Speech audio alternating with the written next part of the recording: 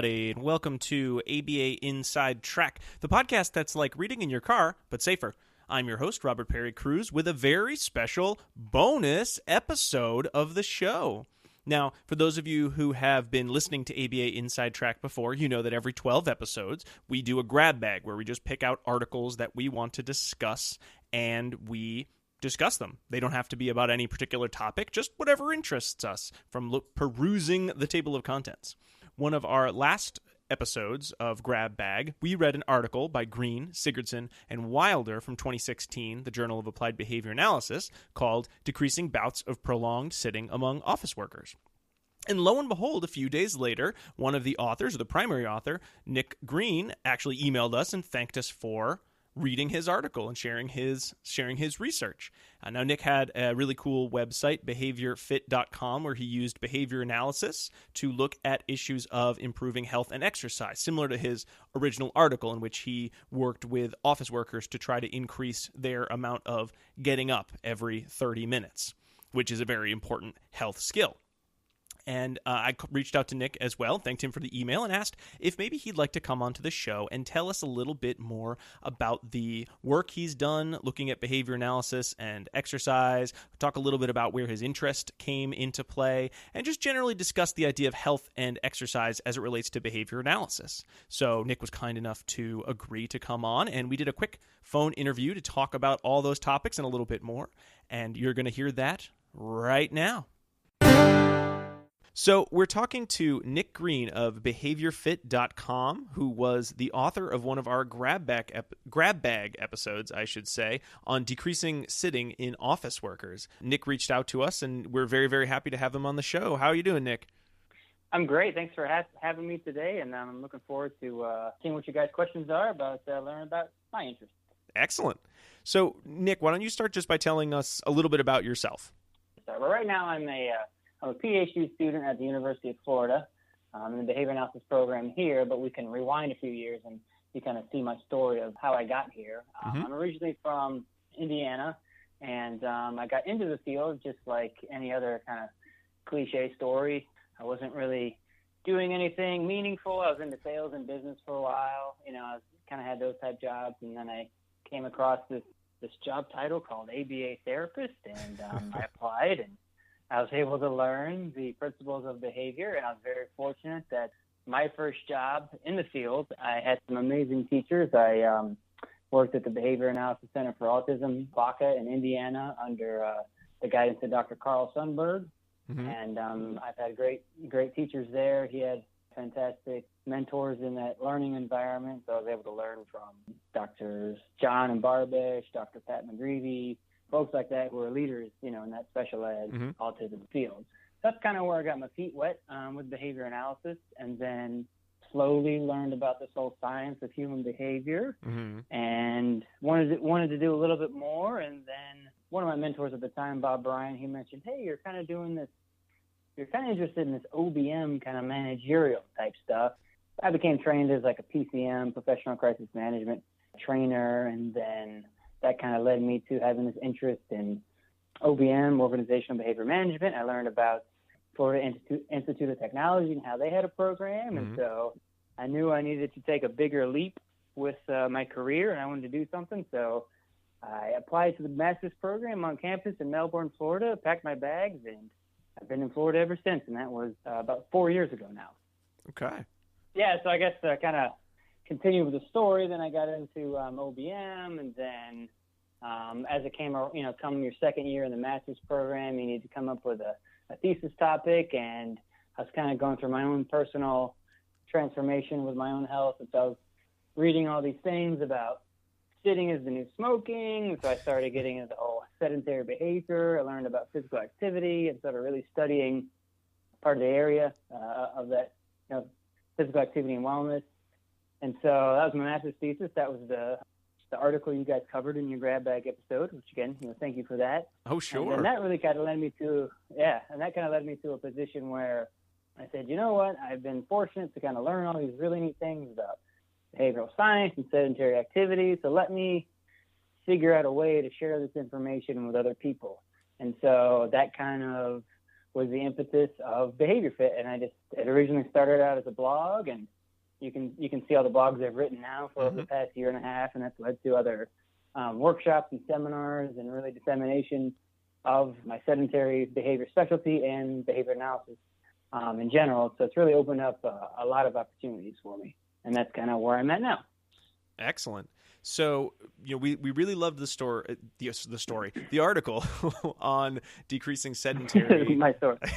I mean, I guess it was kind of a story, to some extent, but we really enjoyed the article. I tried to make it short, to kind of, yeah. Good short articles are always, everyone loves those. Everyone will read those, So yeah. I was looking at your blog. So after you reached out, I checked out the website, and I was reading your blog, and I was reading your I guess you call it the Manifesto on the 4 pillars of health. Where did you come up with that idea? Yeah.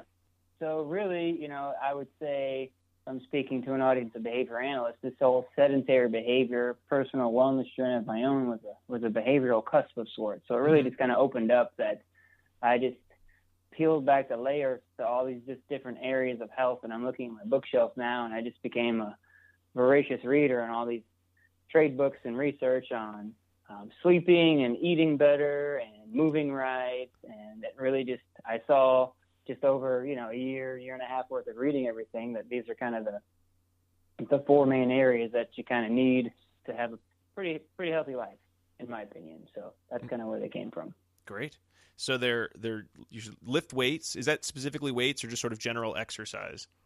Yeah. I put that in there specifically just with the main caveat that a lot of people know about the general 10,000 steps, a day recommendation, which is great, but the other recommendations are you need to have strength training exercises, and you need to engage in some balance and coordination exercises too, whether that be, box jumps or, other plyometric exercises where jumping and juking, things like that. And really just my basic understanding of getting stronger and healthier. And really it's about, functional health, that we're kind of fighting this thing called father time. And as we age, we're losing muscle mass and bone density. So if you don't keep up with just lifting the heavy weights and keeping that going, you're going to be fighting an uphill battle. So that's super important.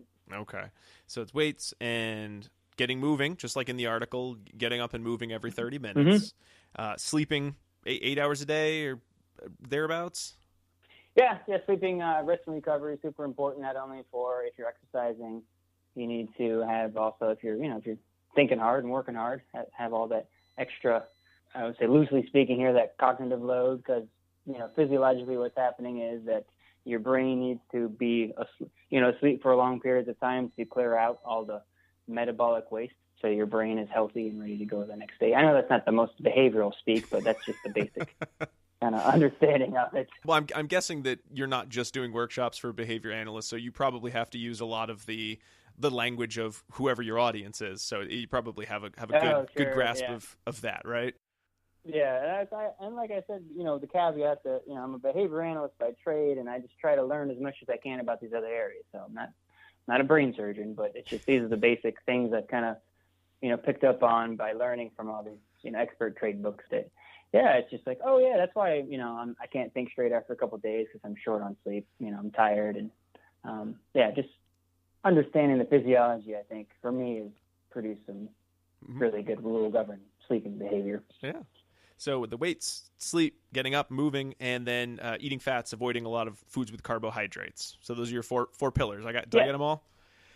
So those are the 4 pillars. Correct. Excellent. So Nick, I'm a behavior analyst just like you, and I understand behavior change and how hard that can be. And I'm going to tell you right now, I don't think I do any one of those particularly well.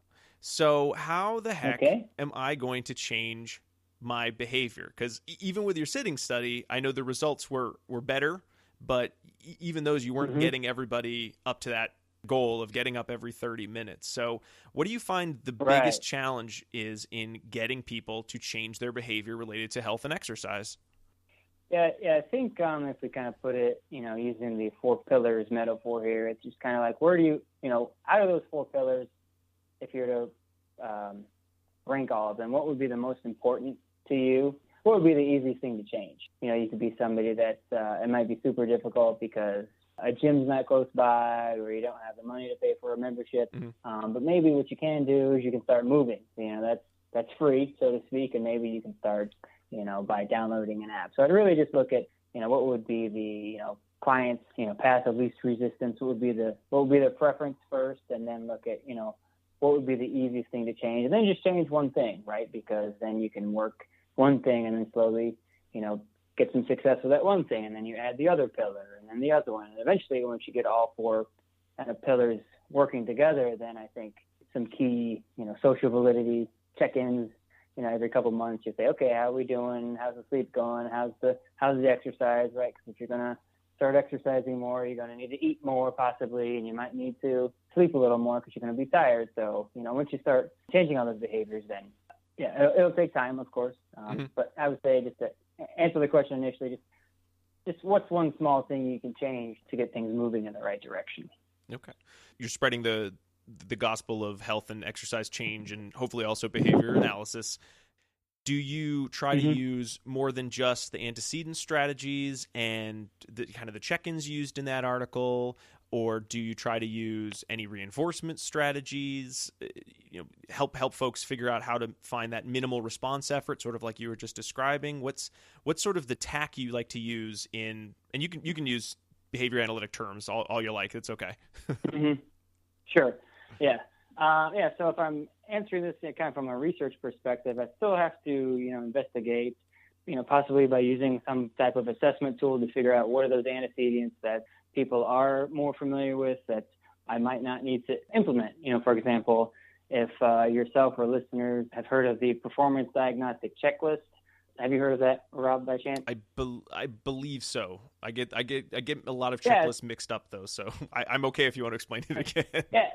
Yeah, it's just a general kind of assessment tool. It's kind of the closest thing you can get to a type of a functional assessment, kind of in the workplace. That's developed in the OBM literature. So you just look at just what the antecedents are in place, such as like company policy or the consequences, 4 different areas with equipment, processes, knowledge, things like that. So what you can do is just by possibly tailoring, and I'm kind of working on developing this through my time here as a student, that maybe I don't need to educate somebody on all these risks of sitting, like they already know about it, but maybe they only need to know about the recommendations of moving every 30 minutes. Or maybe somebody knows that, but then I can just go with, there's no meaningful consequences in the environment. So maybe I can start there.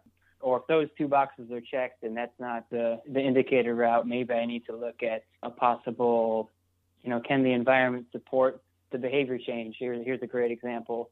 One of my participants, I highly recommended that they remove themselves from the study because this is unrelated to my work with them, that the environment they were working in, their boss gave them a write-up from being away from their desk.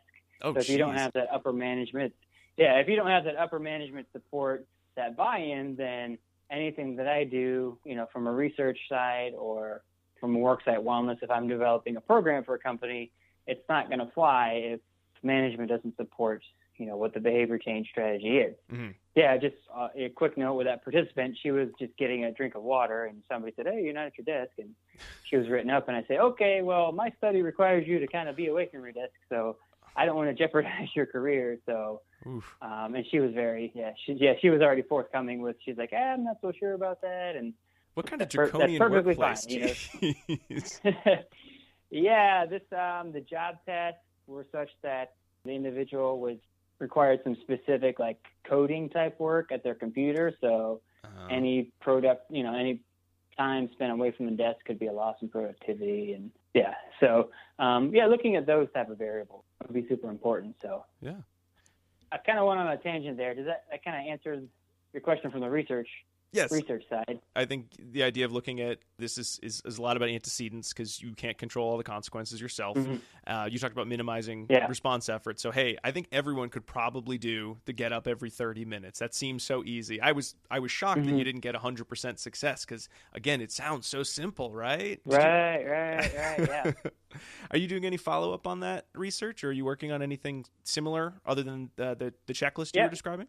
So after my master's thesis, again, the article that was in the grab bag, I'm writing up a manuscript from a study I did over the summer. We looked at combining different forms of feedback to be effective, and now I'm currently collecting data on another treatment package, all was sitting in the workplace. And even, we've been talking about antecedents and consequences, and, my studies are limited in respect that I'm working with people that are already interested in improving their health. Mm-hmm. And even by dropping in these antecedents and the consequences with feedback and goal setting, it's still very difficult to change behavior when it comes to these type of, work behaviors. And, anecdotally, I would say if I'm playing armchair quarterback here, like, well, this is somebody that, they've been reinforced for sitting down and working for 15 years. So that's received a lot of reinforcers. So it's going to take a while for people to change their behavior. I can't expect it to happen just in one small study. So exactly. A lot of variables, that I kind of mentioned before that are at play. And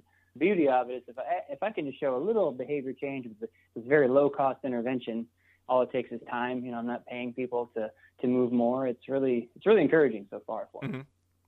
Now, have you, especially since you have a background in OBM and you are working on initiatives that are very clearly designed for the office environment where a lot of people find themselves, have you been able to work with any offices on a larger scale, or have there been requests for that service, or have you sort of been just getting volunteers here and there as part of research or? Yeah, that's what I've been working on, pretty much just kind of doing the groundwork and just trying to figure out as much as I can. I've been active on campus with the University of Florida Wellness Committee, so I've been able to learn a lot as far as like what are the key indicators that wellness and human resources, what are those data sets that they value, what are those outcomes that are meaningful in the program. So it's really just spending a lot of time, and it takes a lot of time to learn how certain processes work when it comes to large scale, especially at a major university. Like the University of Florida has 60,000 undergrads or more. Mm-hmm. So it's,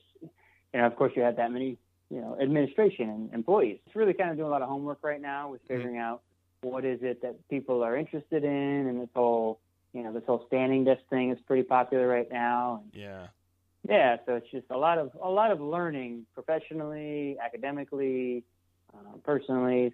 No answers yet, but, we're getting closer than we were yesterday. And I think that's something you come back to a lot on the website, on your blog. I was looking through some of the articles today, and I know one that I was really, really wanted to read with rapt attention was the blog post on standing desks, and do we need standing desks? Mm-hmm. Are standing desks sort of just the new fad of, you shouldn't sit, so I guess you should stand all day long? And are you a standing desk guy? I assume from the post that you do have a standing desk? Yes, I do. Okay. Yes, I have a standing arrangement. I'm actually in my office now, and I'm kind of standing and walking around, and of course at home. That really is just kind of a product of me reading all this research, and the experts in this field who are public health, officials and heart researchers have recommended that we reduce our sitting time by at least 2 hours every day, and to break that sitting pattern every 30 minutes. So it's if there's opportunities for you to get up and move around, it's best to take them. Mm-hmm. Of course, that's just an antecedent rule, but it just, once you start looking for it and engaging in the behavior, it slowly becomes a habit, loosely speaking, and, you just don't think about it. But yes, I do. I'm active, always moving. I even have it's kind of a funny story. My wife, of course, she's got a standing unit in her office, and one of her colleagues there is actually a student in the program. She said, "Hey, you're actually sitting." And she's like, "No, you didn't see that I've been like standing up and moving for the past 4 hours. It's okay to sit down, So it's funny when those bits of stimulus control pop up indirectly in your world. I'm like, people are noticing, So it's pretty neat. So it's okay if I'm sitting. I just need to make sure that I'm moving, and if I can stand a longer period of the day, that's better for me overall. Does that kind of sum it up? Yeah. Yep, and there's going to be all those negative reinforcement things happening too. Your feet are going to hurt, and that's okay. Your body's not used to standing or being up for that extra hour or two a day, so there's going to be an adjustment period. And even when I first got into it, I thought it was kind of weird. Okay, I'm standing and working. I've never done this before. It's kind of odd, and so I'm thinking about standing instead of thinking about my work. But eventually, you slowly forget about it, and as you just become just the way you do things. And and it's one of those peace of mind, again, things that you're like, okay, I'm being healthy, I'm up, I'm moving, I'm better than I was yesterday. So that's the important part. That's good. I know for me, one of the nice things about my job for the past few years has been I do a lot of consulting, which means I have to get up, go to another school, sit down, write a report, get up, go to another school. If I'm observing, people are always like, why don't you sit over here? And I try very hard to say, no, I am going to stand for the next 30, 40 minutes while I observe, because I know if I sit down, I'll just never get up again and, not follow the student and just be like, I'm taking notes from across the room and I'm not being as healthy as I should. And I've been very aware of that since reading your article too. So thank you very much for making me not feel so stupid for turning down the chairs. Reading the article. Okay. Yeah. So you've converted. You've got at least that. You've got at least that in no matter what. It'll change your life. It'll change your life. I think you bring up a good point of if I just want to add here that, like, earlier you mentioned that, let's say maybe I don't have these 4 pillars going on, what can I do? And in my workshops and presentations that I give, is I show this elaborate, data with these interactions, as a function of sitting time and exercise time, that sedentary behavior is an independent risk factor. So regardless if you exercise, and this is, covered in a lot of my blogs, that sitting is detrimental to your health. So at the end of it, I say, I'm not trying to sugarcoat it, but there is kind of a glimmer of hope here that even if you got a busy schedule, what you can do is that to get healthier, you can either reduce your sitting time or you can increase your exercise time. So there's a nice little, preference, a little choice there too, a little concurrent chain. I'm just like, well, if I can't, I want to get healthier, but let's say I haven't figured out the exercise stuff, but I can get up and move more throughout my day. And I think that's a good win. That's a good win for people there. So yeah.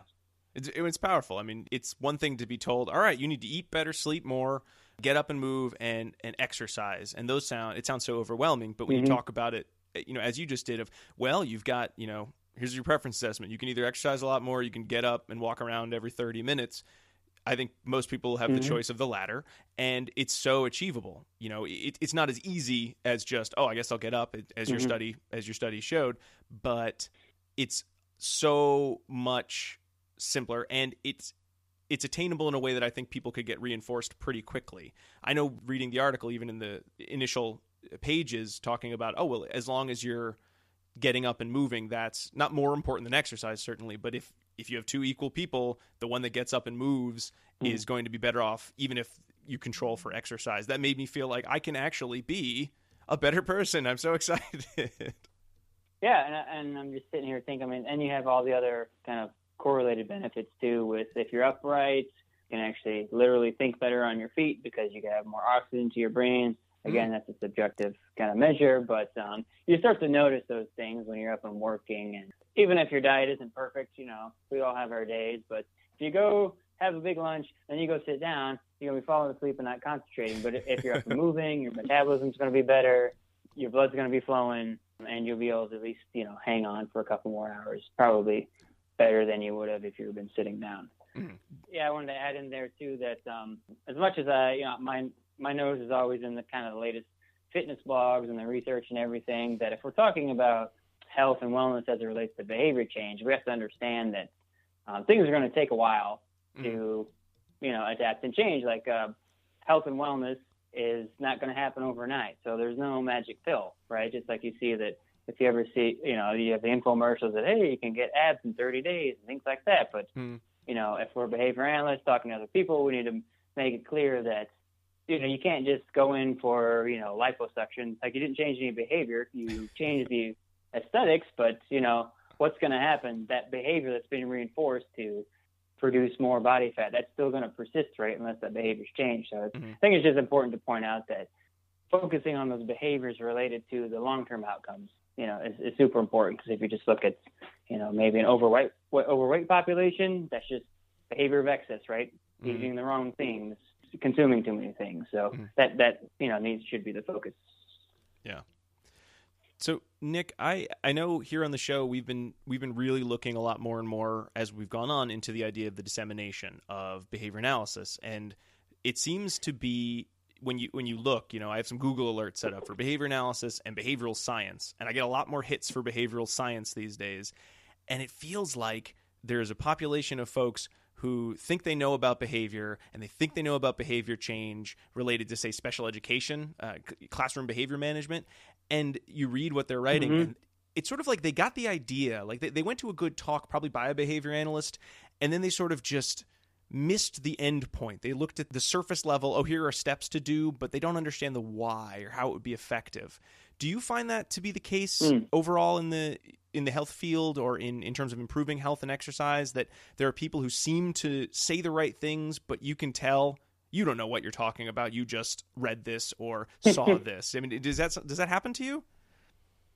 Yeah, I can speak of, for example, I took a worksite wellness class here on campus, and that area, it's more concerned with, let me think here, it's more like the public health, epidemiology type research. They're looking at these big group designs, and in that school here on campus, they have a whole class, and we had a section in our class about just like theories of behavior. So that is kind of at a backing, kind of a lot of foundation for a lot of like wellness programs. So, these programs that are in large companies that, hey, you can have a meditation room and you have, blood draws for your blood glucose, things like that. But so there's many different theories of behavior. And I actually just talked about this in class the other day. So the people that are in the position of these kind of large scale behavior change areas. So if you're at a company and you could change the health of like 1,000 people, kind of their philosophical underpinnings are in like these theories where it's like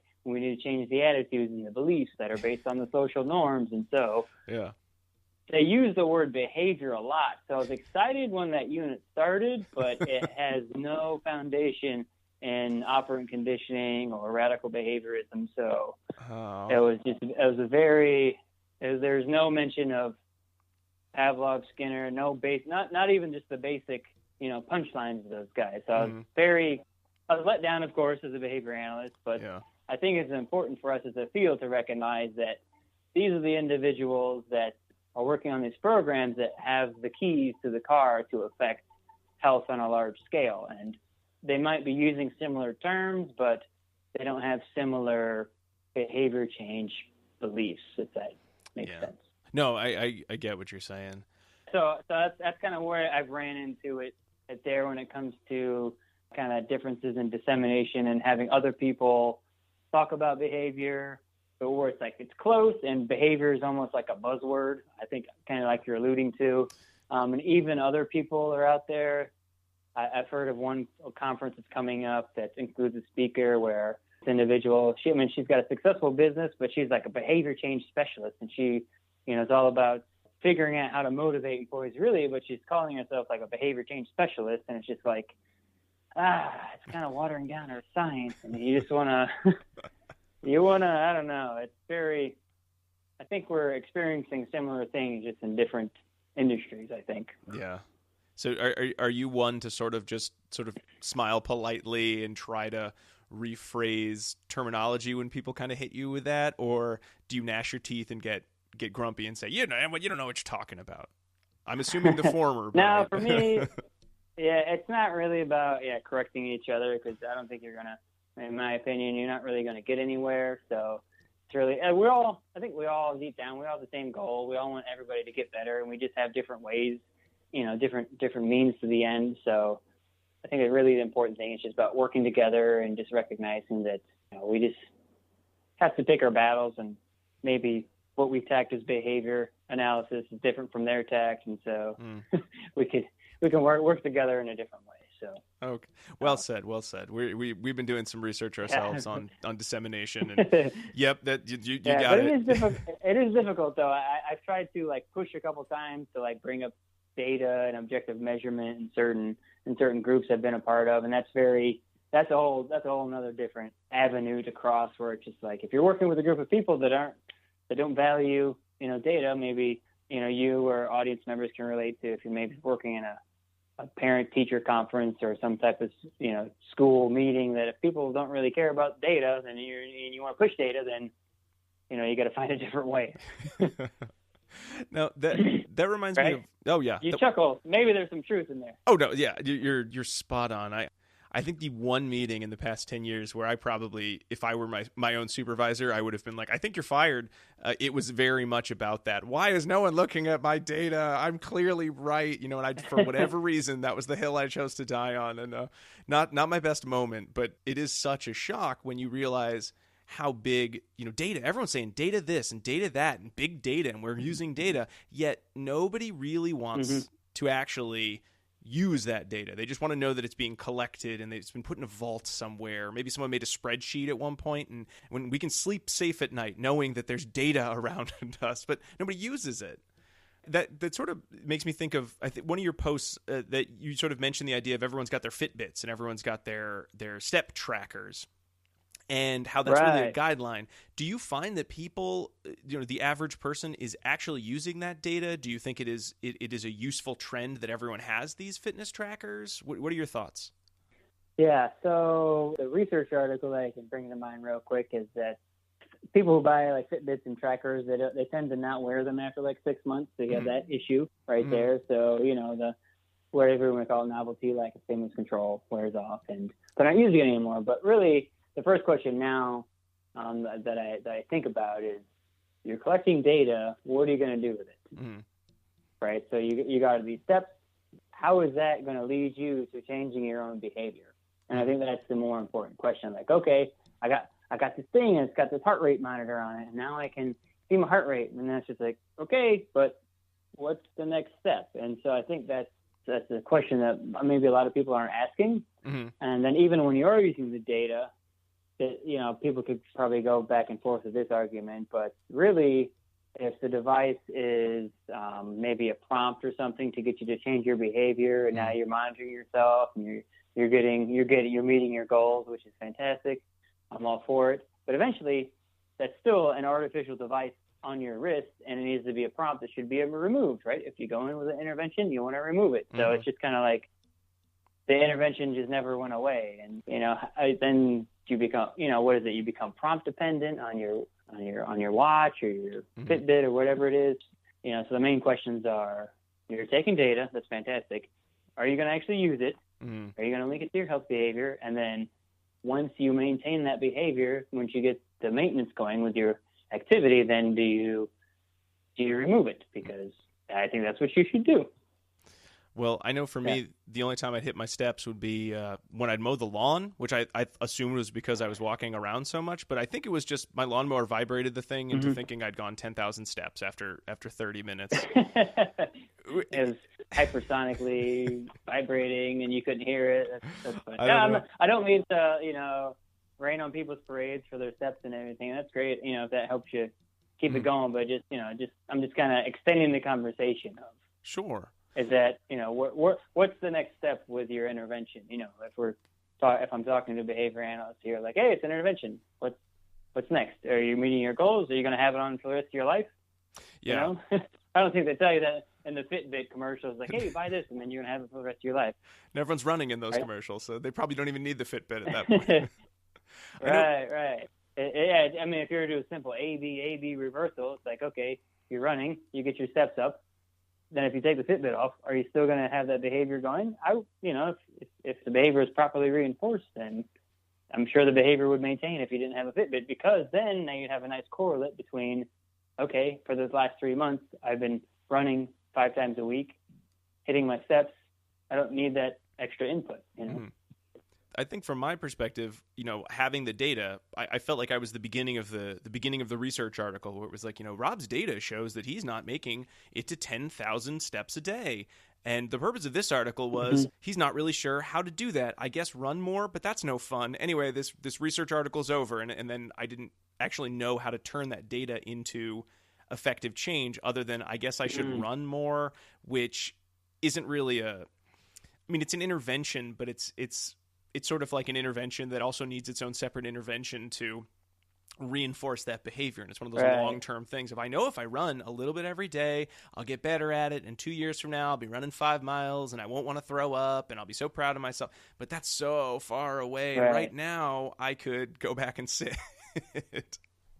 Yeah, I think this kind of connects nicely to the kind of the 4 pillars issue earlier, when we talked about like which one would you start with first if you did a preference assessment. And if we're talking about data here too, like you can't take data on everything, and even whatever you take data on, what's going to be worthwhile. This is just kind of my own personal experience here, but it's just like, if I'm targeting sleeping, eating, activity, moving throughout the day, you can't take data on everything every day. So it's like, what pillar can you start with, and then what can you reasonably take data on and have a meaningful change?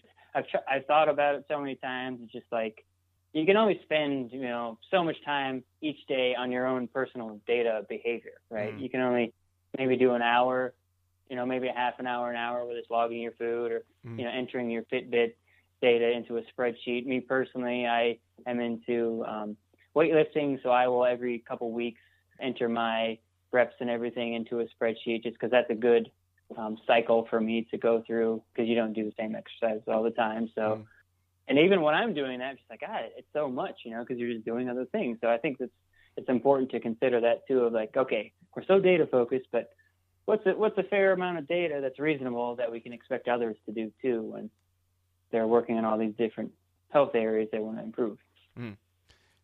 So when you're working with folks, do you identify yourself as, I'm a behavior analyst, so listen to me? I mean, maybe not that last part, but is that part of who you want to present yourself to when you're working with folks who aren't behavior analysts, or who may not know that behavior analysis is something that exists outside of autism?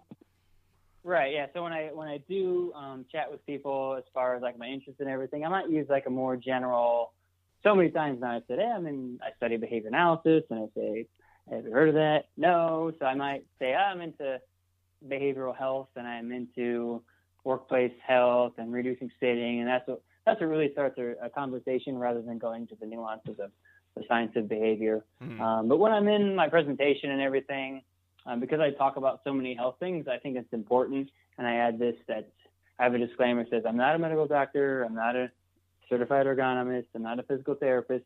But what am I? I am a behavior analyst. And so I just briefly talk about, my academic training, what the basics of behavior analysis is, then I move on, and then just jump right into my presentation. Okay. And that seems to be kind of well received. And I just kind of make it very basic. I think it's the science of human behavior, and I'm clearly fluent in these words right now. I say just like geologists study rocks, and doctors study blood panels, we study human behavior. Just what we say and do. And let's get into my subject matter. And then I talk about sitting and sedentary behavior and physical activity. So that's been a real valuable strategy for me. And I guess no news is good news, and it's been well received. Excellent. So, Nick, for listeners, they're interested, they go to BehaviorFit.com, they check out some of your blog posts, they read the article. What would you say is, it can be behavior analytic or non-behavior analytic, probably the easiest and best starting resource for people who want to get into better health, better exercise, really get towards those pillars beyond just the 30 minutes, standing after 30 minutes? Just so I understand it, you want to say, so somebody's out there who's listening, who's unhealthy and wants to get a little healthier. Is that the basic question? Yeah. So where do they start? Where do they turn to? I want to read a book or a paper. Yeah, I have on my page kind of like a recommended reading area on it. So I have it broken up into just the different, like a sleep book that I read, some basic nutrition books that were pretty helpful. As I'm saying this out loud, people are just like, oh, great, I have to go read. Yes, you can start with my manifesto, take that at face value, and just no. So the book that really got me into this whole area, this whole field, the book is called Get Up by Dr. James Levine, who is he's a medical doctor researcher at the Mayo Clinic, and it's a very easy read. It has a lot of the important research that I cover in all my personal research articles and my blog. And so that was really kind of laid out the whole evolution of movement in humans and how the sitting thing became a problem. And then when it comes to food and everything, I think on my website I have the Gary Taubes Why We Get Fat, and it just talks about just kind of the modern food supply. And for the Netflix subscribers out there, there's a documentary called Set Up, which is pretty good, which just talks about the basics of food and nutrition. I think it's very helpful. Those are just a couple things off the top of my head. But yeah, the Get Up book was very helpful. I'm looking at some thicker books, so that might be a little A little too big. I want thin. You know, I've got kids. I'm gonna fall asleep if I read before bed, especially if I'm trying to do my 8 hours. So something I can read in, I mean, a if lazy anything, Sunday. Yeah. Right, a lazy Sunday. It's like it seems like the rules are so simple, but it takes, just to be honest with you, it takes a lot of work to be healthy. If it was easy to be healthy, we'd all. Well, what's the quote that I heard the other day? If information was everything, we'd all be billionaires with six-pack abs, right? But that's not the case. So, unfortunately, in the environment we live in, with the ease of access of sedentary activities and entertainment, and our food supply isn't the greatest, that it's easy to be sick and it's really hard to get healthy. So it takes a lot of effort, and you have to work on it every day. And so these books have helped, and I think that's, everybody needs to be their own experiment in a way that, if you can start controlling a couple things. And I think it'd be important here to, like, for me personally, I try to always exercise at the same time, try to sleep during the same times, and eat similar foods. Because once you have those variables, consistent, and, it takes a lot of work to get there. And I'm not trying to say I'm anybody special, but once you get there and get things rolling, then when something's out of the blue, you can say, that's the extraneous variable. That's what's happening. And I can say, I need to eliminate that. I need to include more of that. And then you can start seeing that, even though you're not taking meticulous data every day, but once you build in the habits and routines, like, you just know that I had this for breakfast. I had this much coffee, and I stopped at this time, and then it all starts clicking after a while. All right, so slow and steady. I know. I want to have the six packs out by June, but maybe just start getting up every 30 minutes. It really, and it's kind of funny that you mentioned the six pack ab comment, but really it's just, I think as behavior analysts, we don't do a great job of asking these long term questions of, like, what's your goal, and that's what what's your long term goal? It's like, why do you want six pack abs? Why do you want to look good at the beach? Why do you want to look good at the beach? Well, because I want to get a boyfriend or girlfriend. Okay, then what? And then I want to have a happy marriage. And just the question needs to keep going and going further to, like, I want to be happy, to be able to live a long life and be healthy for my grandkids and live a fruitful life. So it's keeping the conversation going. And just from a lot of the articles and podcasts that I listen to, that there's a lot of fantastic personal trainers and coaches out there in the fitness space. This health and fitness industry is booming. There's a lot of great things happening out there, and there's just a lot of great things, and I think we can learn a lot. And I've learned a lot from just listening and following to people that have been successful in this area. I like your point about thinking about what's the next step to even just, I want to be healthier. And I'm probably getting to the age where it's more, I'd like to not be dead by, young age due to heart disease or, too many chips, too much sitting, too much TV, all that good stuff, rather than, I got to look good on the beach to impress anybody, because, don't need to worry about that as much, I suppose. Still probably nice. Right, and that's okay if you do. We're all at different stages of our life where we have certain reinforcers that are more potent at certain times in our life. Exactly. So, Nick, where can folks find you? I know you have BehaviorFit.com, and you do some presentations. Are they mostly down in the Florida area? Yep, I do. I've been collaborating a lot with some local professionals, and I really had the honor last week that a friend of mine at my gym, she's a first-year medical student, so I had the privilege to speak in front of a room of like 75 medical doctors, which is just unprecedented. It's just something that happened fast. So they've heard the words behavior analysis when it comes to dissemination. So I was very, very proud to represent my field in that, that domain. Good for you. Locally here, I've been presenting, and then find me at BehaviorFit, and then I've also been I've traveled a little bit to do some workshops, and I've done a few webinars. So if people are interested in having me speak on fitting or general health, we could always work together on setting up something for the company. I've presented for ABA, autism clinics before. So, if anybody's interested, they can just send me a message. I have a contact page. Email me at nick@behaviorfit.com, and I'll be happy to start working with people. Excellent. So, Nick, I don't know if you haven't come up to the New England area. Have you ever been up here? I was in Boston when I was like 11 or 12 years old. Okay, but you've never come up for like a conference that's or anything? That's the closest I got. Okay, so you haven't come up for any of our conferences up here? I have not, but I would love to come.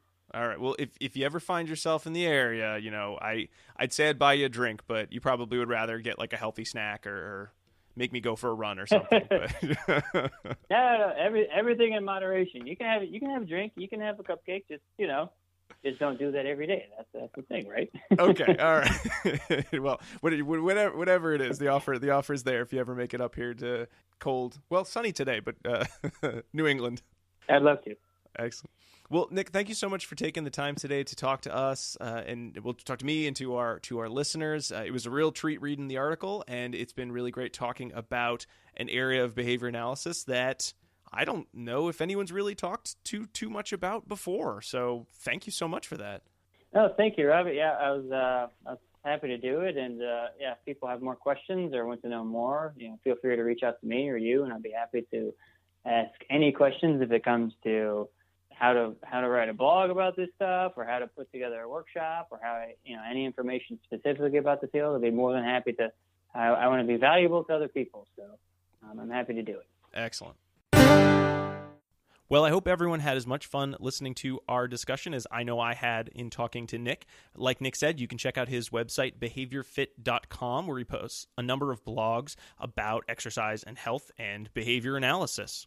So for those of you who are new to our show, ABA Inside Track typically comes out every other week. We have a weekly preview episode where we talk about general stuff and the articles we'll be reading, and then we have a full-length episode around a specific topic. We have Grab Bag, we've had articles. We read articles on toilet training, we've read articles on the use of the Tag Teach program, Good Behavior Game. Most recently, we did one on virtual reality as well. So if you enjoyed this break from our normal schedule, please feel free to come back. We would love to have you. Check out our show on kind of our normal rotation. Now, typically, our podcasts are for continuing education credit. Now, though we did talk about a lot of really important topics, I think, in our discussion, this is just more of a fun episode just for listening and getting some extra information. So if you're interested in getting continuing education credits towards your BCBA or BCABA, well, why don't you come on back to our next episode? You can check out our website at abainsidetrack.com. You can find the podcast pretty much anywhere you can get podcasts. Please, we'd love to have you subscribe and join us on our journey to disseminate behavior analysis and learn more through new research. You can find us on Facebook at facebook.com/ABAinsidetrack or follow us on Twitter at ABAinsidetrack.com. Usually our Facebook page has a lot of interesting links about dissemination or growth in areas related to behavior analysis, such as, say, research on autism. We've been trying to keep that updated so that people have another place to find some cool links about the field. Well, that's it for now. If you have any questions or feedback, check out the website or email us at abainsidetrack@gmail.com. If you enjoyed our episode today and would like us to have more guests, please let us know. We usually just do us talking around our dining room table, but we're always looking to improve our show, and any feedback would be excellent. That's about all the time we have. We hope you enjoyed this special episode and are interested in joining us next week, where we'll have all three of your fabulous hosts together. But until then, keep responding. Bye.